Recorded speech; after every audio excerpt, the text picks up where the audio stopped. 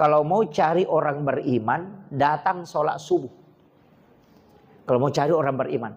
Tapi kalau mau cari orang Islam, pergi lebaran. Kalau mau diberikan ketenangan dan dicukupkan dunianya, jangan tinggalkan itu. Itu rahasianya sholat sunat subuh sebenarnya. Makanya satu sholat sunat, ini saya wasiatkan. Satu sholat sunat, dari semua sholat sunat yang ada, jangan tinggalkan. Bismillahirrahmanirrahim. Assalamualaikum warahmatullahi wabarakatuh. Alhamdulillah ketemu kembali di dalam channel Haji Bugis, channel yang insya Allah akan selalu menampilkan ceramah-ceramah agama yang semoga bisa menjadi ilmu yang bermanfaat dan barokah untuk kita semua. Insya Allah, amin ya rabbal alamin. Dimanapun kita berada, semoga kita semua dalam keadaan sehat walafiat, dan apapun yang kita lakukan hari ini, insya Allah selalu mendapat keberkahan oleh Allah Subhanahu wa Ta'ala. Salawat serta salam selalu kita curahkan atas junjungan baginda Rasulullah Sayyidina Muhammad Sallallahu Alaihi Wasallam. Semoga kita semua termasuk dalam golongan orang-orang yang insya Allah mendapatkan syafaatnya kelak di yaumil akhir. Allahumma sholli ala Sayyidina Muhammad wa ala ali Sayyidina Muhammad. Assalamualaikum ya Rasulullah. Assalamualaikum ya Habibullah. Masih seperti biasa dalam mencari keberkahan dan ridha Allah Subhanahu wa Ta'ala di dunia wal akhirat. Marilah kita bersama-sama menyaksikan satu koleksi video ceramah dari Guru Tak Ustaz Muhammad Yusuf SOC MA. Insya Allah ada banyak ilmu yang terkandung di dalamnya. Ada banyak hikmah yang insya Allah bisa kita petik. Dan semoga kita bisa mengamalkan amalan-amalan yang insya Allah disampaikan oleh beliau Guru Tak Ustaz Muhammad Yusuf.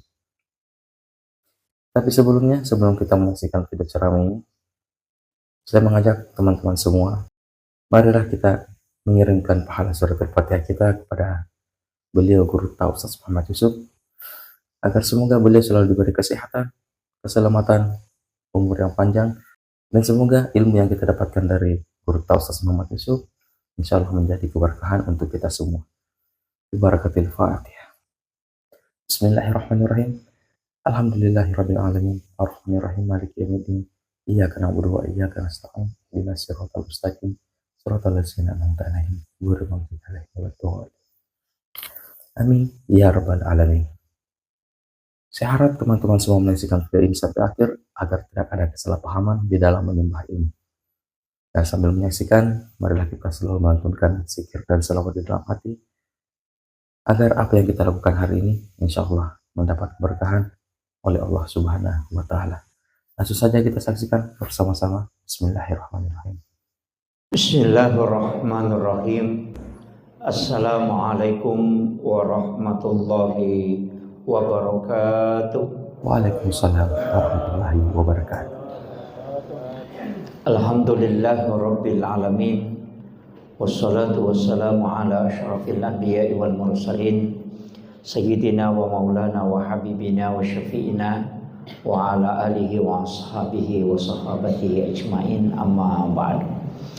Mu'asyiral muslimin, ikhwanu fillah, sidang jamaah salat isya yang insyaallah dirahmati dan dimuliakan oleh Allah Subhanahu wa Ta'ala. Dari semua ibadah yang diperintahkan oleh Allah Subhanahu wa Ta'ala, setiap ibadah itu memiliki tingkat keistimewaan tersendiri. Salat itu fungsinya selain menghapuskan dosa, dia juga menambah pahala sekaligus mengangkat derajat. Kalau ibadah yang lain itu berbeda dengan sholat. Karena sholat sebenarnya begini, yang paling pokok dalam agama adalah ketika kebaikan itu lebih banyak atau lebih berat timbangannya dibanding dengan dosa, itu dipastikan orang itu selamat. Makanya disebut siapa yang berat timbangan kebaikannya, maka dia selamat. Jadi sebenarnya biar 100 atau 1000 dosa tak, kalau kebaikan tak 1001 tetap selamat. Yang penting tinggi. Nah, dalam kehidupan ini kan itu ujian dua, Pak. Yang pertama dosa, dan itu selalu berbarengan. Dosa kemudian pahala. Nah, kalau orang sholat itu sekaligus dosanya dihapuskan, kemudian pahalanya ditambah. Nah, kalau kita mau ada timbangan, kalau kita mau kasih berat yang sebelah kanan, dua kemungkinan. Kalau bukan yang sebelah kiri kita kurangi, yang kanan kita tambah. Kan gitu. Artinya kalau mau selamat, kuncinya kan itu. Nah, dalam agama itu ulama kita itu sudah membagi semua dan itu sudah disampaikan. Makanya ada ibadah-ibadah nanti itu simple kita lakukan, tapi itu memiliki nilai pahala yang sungguh luar biasa. Termasuklah malam Lailatul Qadar itu kan. Tapi sebenarnya kita ini mendapatkan semua Lailatul Qadar. Tidak ada orang yang mendapati Ramadan mulai dari 1 sampai terakhir tidak mendapati Lailatul Qadar. Semua akan dapat. Cuma bagaimana keadaan kita di saat Lailatul Qadar itu turun. Itu yang jadi masalah. Ada orang turun Lailatul Qadar dia di warkop. Kan gitu. Ada yang tidur. Ada juga mungkin yang main domino. Bahkan mungkin ada yang nonton. Jadi Lailatul Qadar itu sama dengan waktu sholat. Jadi kayak waktu sholat subuh. Jadi semua orang akan melewati waktu sholat subuh. Cuma ada yang pergi ke masjid sholat, ada yang nonton, ada yang tidur, ada banyak. Sama dengan Lailatul Qadar tadi. Jadi Lailatul Qadar itu yang jelasnya turun di dalam bulan Ramadan. Mulai dari 1 sampai akhir pasti. Makanya orang yang mengejarnya cukup beribadah mulai 1 sampai akhir. Itu pasti dapat. Makanya ulama kita pakai standar minimalis, ada standar maksimal. Yang iktikaf itu standar maksimal. Kalau standar minimalis apa? Datang sholat isya berjamaah, kerjakan 4 rakaat sholat sunnah sesudah isya, kemudian datang sholat subuh berjamaah, usahakan kerjakan sholat sunnah sebelum subuh. Itu sudah dapat. Kenapa?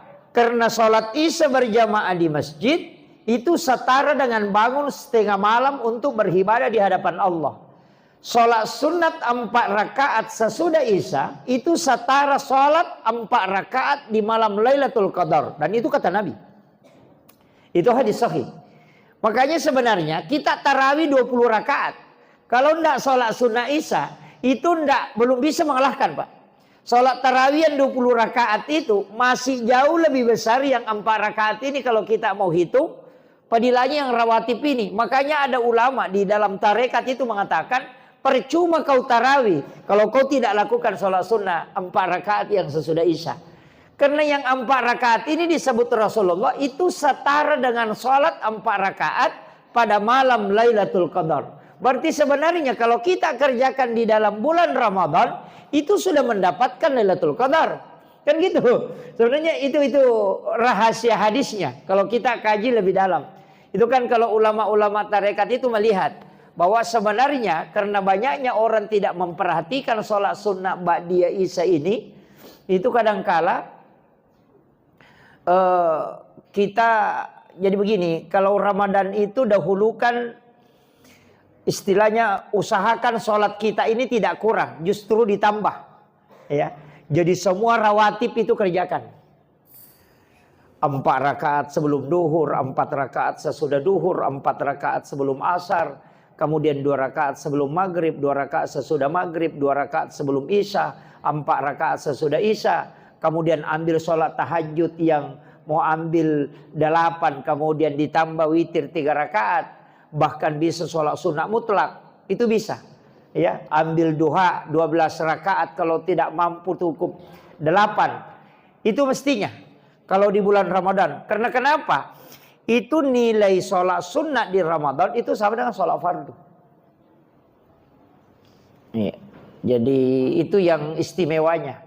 Makanya di Ramadan ini kita ambil aja itu setiap malam, Pak. Apalagi di sini kita adakan sholat sunnah tasbih setiap malam ganjil. Tapi kalau tidak malam ganjil, tidak datang ke masjid, di rumah kita lakukan. Kalau tidak bisa lakukan di rumah, cukup sholat sunnah mutlak di rumah. Ya, tambah sholatnya. Jadi kalau tidak itikaf di masjid, di sana di rumah kita usahakan beribadah. Jadi jangan hanya malam ganjilnya. Siapa tahu Lailatul Qadarnya turun di malam genap. Kita kan tidak dapat. Makanya, tapi itu tadi kembali pada yang penting ikut berjamaah sholat isya dan kerjakan 4 rakaat sesudah isya, kemudian ikut sholat subuh berjamaah, insya Allah itu kita sudah dapat. Jadi itu yang paling gampang. Karena sholat subuh berjamaah itu sama dengan sholat 1 malam penuh. Itu nilai pahalanya. Makanya kalau Buya Hamka bilang begini, kalau mau cari orang beriman, datang sholat subuh. Kalau mau cari orang beriman. Tapi kalau mau cari orang Islam, pergi lebaran. Ya itu tuh kata Buya Hamka. Jadi itu kalau lebaran semua orang Islam akan berkumpul, ya. Sampai yang tidak puasa pun datang. Besar-besar lagi takbirnya, Allahu Akbar, padahal tidak pernah puasa. Gitu. Itu karena memang orang Islam. Tapi kalau sholat subuh itu memang orang beriman. Jadi tidak mudah itu sholat subuh. Yang baru bergabung di channel ini, kami ucapkan selamat bergabung dan selamat menyaksikan. Terima kasih telah menyaksikan video ini sampai saat sekarang ini. Dan semoga kita semua bisa menyaksikan video ini sampai akhir video. Yang belum subscribe, silahkan di subscribe. Dan yang sudah subscribe, terima kasih banyak. Dan semoga Allah Subhanahu Wa Taala membalas kebaikan teman-teman semua dengan rezeki dan pahala yang melimpah. Insya Allah, amin ya rabbal alamin. Bila video ini serasa bermanfaat bagi kita, silahkan bagikan juga kepada orang-orang di sekitar kita ataupun kepada kerabat-kerabat kita. Mungkin kiranya bisa bermanfaat juga untuk mereka. Dan semoga bisa menjadi amal jariah bagi kita semua karena telah membagikan kebaikan-kebaikan berupa ilmu yang insya Allah bermanfaat bagi siapapun yang menyaksikannya. Kita lanjutkan kembali. Tidak mudah. Makanya pejuang subuh itu luar biasa. Makanya orang yang sholat subuh itu sudah dijaga oleh Allah imannya. Dan itu tidak sembarang. Itu orang pilihan, Pak Bu. Apalagi kalau kita witir. Makanya sebenarnya yang sholat tasbih itu, Pak Imam, tidak apa-apa kalau di malam ganjil itu kita witir. Yang saya khawatirkan kalau tidak ikut sholat tasbih, dia tidak witir juga. Di rumahnya kan? Itu jadi masalah. Jadi mendahulukan witir kemudian sholat tasbih tidak masalah juga. Ya kan, yang penting tidak 2 kali berwitir dalam 1 malam. Karena yang dilarang Rasulullah itu la witrani illa fil lail. Tidak boleh 2 kali berwitir dalam 1 malam. Nah, kalau kita sudah sholat tarawih kemudian witir, sebenarnya bagusnya juga kalau kita witir supaya tidak diganggu jin. Karena orang yang sholat witir kemudian tidur pasti tidak diganggu jin. Tidak akan mimpi buruk itu. Kalau orang sudah witir kemudian bermimpi itu pasti isyarat. Makanya ulama itu kebanyakan mendahulukan witirnya. Supaya ketika dia bermimpi dia bisa tahu bahwa ini adalah isyarat. Kan isyarat mimpi itu banyak, Pak. Pelajari juga ini mimpi. Makanya ibu-ibu itu paling penting pelajari mimpi. Misalnya ibu-ibu itu kalau witir kemudian tidur dia bermimpi meminjamkan bajunya ke orang lain, itu tanda bahwa suamimu itu selingkuh. Dan itu sudah menikah itu. Iya. Ada beberapa itu, Pak. Tapi sholat witir sebelum tidur. Dan tidak akan dimasuki jin di alam tidurnya orang yang sudah berwitir. Makanya Allah janjikan itu. Dan Rasulullah bilang, tidak ada orang yang berwitir kecuali dia masuk dalam lingkaran kekasih Allah. Dan siapa yang meninggal kalau dia sudah berwitir itu pasti mati syahid. Itu dipastikan. Makanya 1 sholat sunat, ini saya wasiatkan. 1 sholat sunat dari semua sholat sunat yang ada, jangan tinggalkan. Ini sholat witir. Sebenarnya kan 2 sholat sunat itu yang istimewa, Pak. Yang pertama adalah sholat sunat sebelum subuh itu. Raka'atanil fajri khairum minad dunya wa ma fiha. 2 hadisnya itu. Ada juga mengatakan raka'atani qablal fajr. Makanya ada yang sholat itu sebelum azan. Karena dia pakai raka'atani qablal fajr, berarti sebelum fajar. Berarti sholat itu dikerjakan sebelum masuk fajar subuh. Nah, itu yang kerjakan sholat sunat 2 rakaat sebelum azan subuh. Tapi yang kerjakan sesudah azan subuh dia pakai raka'atanil fajri. Nah, jadi bahkan ada di kitab misteri sholat subuh itu mengatakan rakaatanil fajr itu justru sholat subuh, bukan sholat sunat. Tapi saya tidak sepakat. Karena kalau kita buka dalil, tidak ada dalil yang membicarakan secara spesifik itu sholat fardu. Yang dibicarakan pasti sholat sunat. Makanya yang dimaksud rakaatanil fajr itu adalah sholat sunat subuh. Dan apa kan Nabi bilang? Rakaatanil fajr khairum minad dunya wa ma fiha. Itu lebih baik daripada dunia dan seisinya. Apa maknanya itu? Ini saya ingin sampaikan apa maknanya itu. Rakaatanil fajr khairum minad dunya wa ma fiha.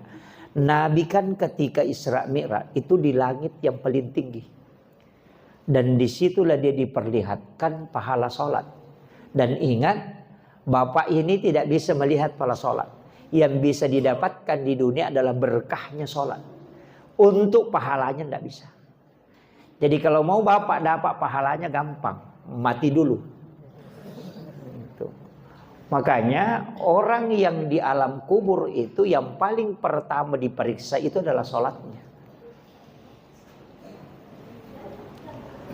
Yang paling pertama diperiksa itu sholat. Jadi kalau orang tidak sholat itu dipastikan pasti tersiksa, sengsara. Ya. Kenapa sholat ini ketika Nabi di Isra Mi'raj itu melihat ke bumi ke bawah. Sama kalau kita naik pesawat. Gitu. Dilihat rumah-rumah di bawah. Itu kayak begini besarnya. Bahkan perahu yang besar sampai 200 meter. Itu pendek sekali dilihat. Itu ketika kita di ketinggian. Itu belum ke langit ke-7. Nabi di langit ke-7. Bahkan di Sidratil Muntaha itu melihat ke bawah. Kemudian dia mengatakan raka'atanil fajri khairum minad dunya wa ma fiha. Nilai sholat sunnah fajar ini itu jauh lebih dibanding dengan dunia seisinya. Kenapa Pak? Kalau mau tenang dalam hidupnya, jangan tinggalkan sholat sunnah subuh. Kalau mau tenang. Iya. Karena harta itu tidak mendatangkan ketenangan. Tidak.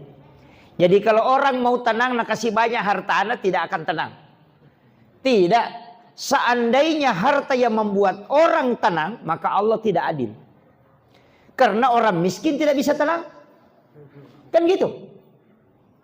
Jadi Allah itu adil meletakkan ketenangan kepada siapa saja.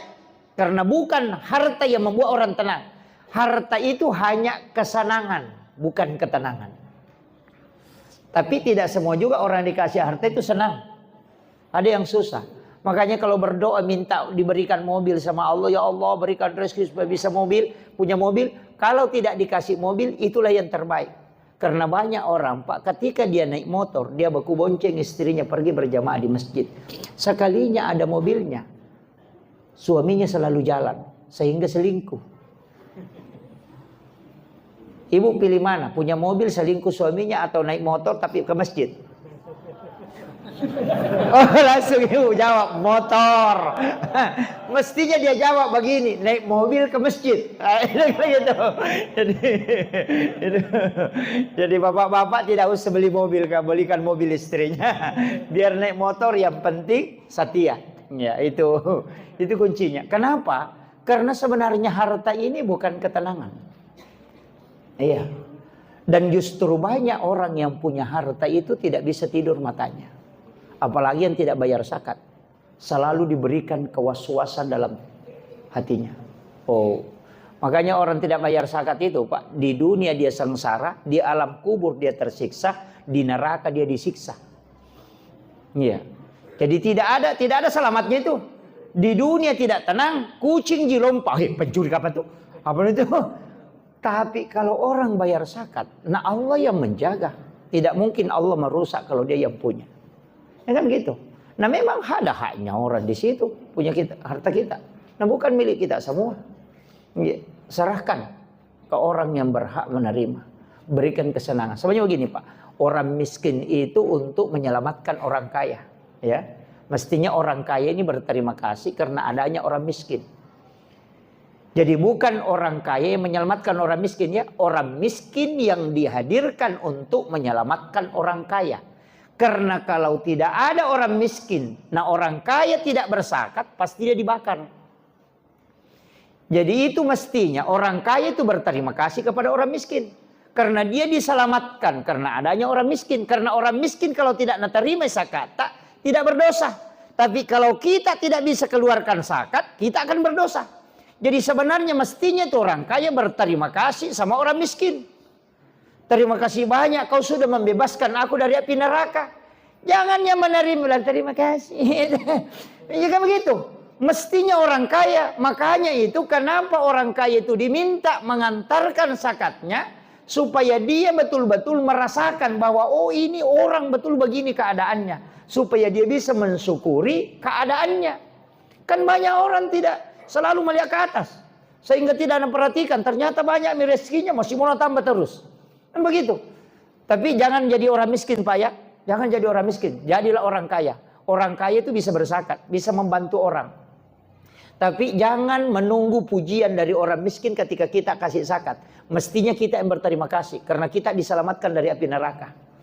Itu penting ya. Ini penting. Karena kalau ada orang berzakat fitrah, tidak ku kasih. Tapi ada juga bahayanya itu orang miskin kalau selalu dikasih. 1 kali dikasih berterima kasih. 2 kali dikasih senang itu. 3 kali dikasih itu mulai lain-lain. 4 kali dikasih itu sudah mulai muncul pemikiran. Bilang oh memang saya harusnya selalu dapat. Itu kan gitu. Makanya Nabi juga melarang orang itu selalu meminta. Tangan di atas itu yadul ulya khairum min yadil sufla. Tangan di atas lebih baik daripada tangan di bawah. Jadi jangan selalu mau begini. Tapi usahakan bersedekah. Ini penting. Karena itu bahaya Pak. Makanya kalau di Basnas ini luar biasa gerakannya. Cuma mestinya di Basnas itu bikin zakat produktif. Zakat produktif. Sekalian kasih modal usaha untuk orang yang hebat. Istilahnya ini bisa mengelola ekonomi. Orang miskin kasih modal. Tapi dikontrol. Nanti dia menjual. Supaya tidak setiap tahun dikasih zakat. Mestinya begitu. Tapi ada juga kekurangannya biasa orang begitu Pak. Kalau bantuan Nabi ada bantuan. Itu juga jadi masalah otak gimpe tuh ya tuh makanya dibantu lagi. Kan rata-rata begitu. Makanya saya juga anukan memang perlu pembentukan karakter. Mestinya itu kalau ada orang tidak ada pekerjaannya orang miskin kesiang belikan motor bekas nah pakai mangojek itu dari Basnas dipakai uang Basnas. Kemudian kalau misalnya ada orang ahli menjahit, belikan mesin jahit, kemudian dia menjahit supaya tidak setiap tahun dikasih zakat. Tapi dia bekerja kemudian mendapatkan. Kalau tukang batu belikan alat pertukangan. Tukang las belikan alat untuk las. Mestinya itu namanya zakat produktif. Jadi dibelikan bahan, kemudian dia tetap bekerja. Jadi jangan malas. Karena ada mento itu orang selalu menunggu dikasih. Itu kalau ada bagi-bagi ada lagi namanya. Itu ya. Nah, tapi saya kasih tahu itu tadi sholat sunnah subuh ini yang terakhir. Sholat sunnah subuh kalau mau diberikan ketenangan dan dicukupkan dunianya jangan tinggalkan itu. Itu rahasianya sholat sunnah subuh sebenarnya. Kenapa Nabi istilahkan raka'atanil fajri khairum minad dunya wa ma fiha? Bahwa apa yang kau kejar di dunia beserta seluruh isinya itu tidak ada nilainya kalau kau kerjakan ini. Karena semuanya itu kau sudah miliki. Itu kuncinya Pak. Sholat subuh itu mengandung kesehatan. Tapi ingat surahnya yang dibaca ya. Beberapa hari yang lalu saya kasih tahu. Alam nasra alam tara kaifa supaya sehat. Alam nasra li ila fi Quraisyin supaya orang tidak ada yang menjahati kita. Kalau ada orang niat buruk itu tidak akan sampai. Al-Kafirun dengan surah Al-Ikhlas 3 kali supaya kita dapat pahala seperti bersedekah emas seperti bumi besarnya. Jadi itu surahnya ya. Jadi rakaat pertama alam nasra, rakaat kedua alam tara kaifa. Itu tidak kena penyakit tulang. Yang biasa sakit-sakit lututnya bunyi-bunyi, suruh baca itu. Insyaallah tidak kena itu. Ya biasa kena sakit punggung itu tulangnya, suruh baca itu. Alam nasra rakaat pertama, alam tara kaifa rakaat kedua. Insyaallah itu obat tulang. Yang kedua alam nasra rakaat pertama liila fi Quraisyin rakaat kedua tidak ada musuhnya yang bisa mencelakainya. Kalau ada orang berniat jahat ke kita itu tidak akan sampai. Ini yang mestinya dikerjakan pejabat.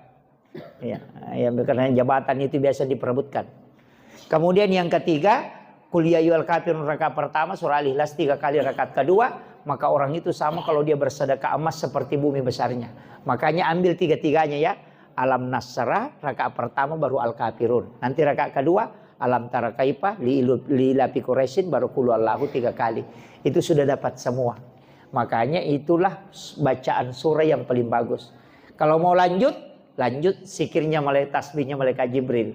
Para malaikat subhanallah bihamdi, subhanallahil azim, astagfirullahalazim 100 kali. Kemudian bisa ditambah ya hayyum ya qayyum la ilaha illa anta subhanaka inni kuntu minadz zalimin. Apa gunanya itu? Itu kalau ada orang kirim ilmu hitam atau apa, itu tidak akan sampai. Itu pelindung. Nah bilang, wah banyak sekali itu dibaca Ustaz, nah sedikit waktunya. Sudah mau azan orang, mau ikamat. Kalau begitu, sudah sholat subuh, ingat ini. Baca Fatihah 1 kali, Al-Ikhlas 3 kali, Al-Falaq 1 kali, An-Nas 1 kali, ayat kursi 1 kali, baru baca Bismillahilladzi la yadurru ma'asmihi syai'un fil ardi wala fis sama'i wa huwas samiul alim 3 kali. Insyaallah dijauhkan dari bala hingga masuk waktu maghrib. Itu yang paling pendek. Kalau kita tidak hafal itu lebih parah lagi. Akhirul kalam, wallahul muwaffiq ila aqwamit thoriq. Assalamualaikum warahmatullahi wabarakatuh. Waalaikumsalam warahmatullahi wabarakatuh. Alhamdulillah, tabarakallah. Masya Allah, itulah tadi ceramah yang insya Allah penuh hikmah dari Guru Ustaz Muhammad Yusuf SOC MA. Ada banyak ilmu yang terkandung di dalamnya. Ada banyak hikmah yang insya Allah bisa kita petik. Dan ada banyak amalan yang semoga bisa kita amalkan. Semoga bermanfaat bagi kita semua, khususnya kepada diri saya dan keluarga. Yang ingin membagikan, silahkan bagikan kepada orang-orang di sekitar kita, ataupun kepada kerabat kita semua. Mungkin kiranya bisa bermanfaat juga bagi mereka, dan semoga bisa menjadi amal jariah bagi kita semua, karena telah membagikan kebaikan-kebaikan berupa ilmu yang insya Allah bermanfaat bagi siapapun yang menyaksikannya. Mohon maaf bila ada salah kata dan perbuatan. Sampai jumpa di video selanjutnya. Akhirul kalam, hasbunallah ni'mal wakil, ni'mal maula wa ni'man nasir. Summa salam. Assalamualaikum warahmatullahi wabarakatuh.